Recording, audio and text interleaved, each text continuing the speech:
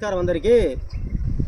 Shri Vinayaka foundation team ఆధ్వర్యంలో ఈరోజు మధ్యాహ్నం నుంచి ఇది మిట్టబానిపల్లి పోయే భయంకరమైన ఘాటు, దాదాపు దగ్గర ఒక 10 కిలోమీటర్ల కొండ ఘాటు ఉంది.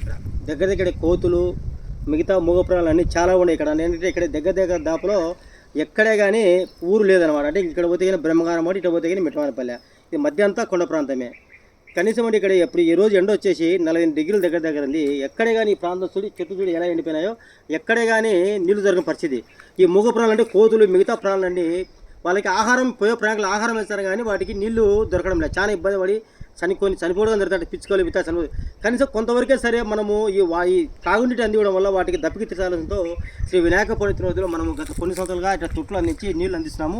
ఈ రోజు కానీ చూడి అక్కడ స్టార్టింగ్ నుంచి ఇక్కడ ఎండింగ్ వరకు మనము చూడి ఇలాంటి తొట్లు అందించి మనము వాటికి ఇబ్బంది లేకుండా ఆహారము తినడానికి ఆహారము, బిస్కెట్స్, అట్టిపళ్ళు అంటే ఇక్కడికి వచ్చి తిని నీళ్ళు అయ్యి సంతోషంగా ఉండడానికి మనం వంతు ప్రయత్నం చేస్తున్నాము. దయచేసి చూసే మిత్రుడు ఈ తొట్లు పగలగొట్టాకండి. దాదాపు పోయిన సంవత్సరం పెట్టి తొట్లన్నీ పగలగొడితే మళ్ళీ కొత్త ఏడ్చేలుగా చాలా ఖర్చు వచ్చింది, చాలా ఇబ్బంది అవుతుంది.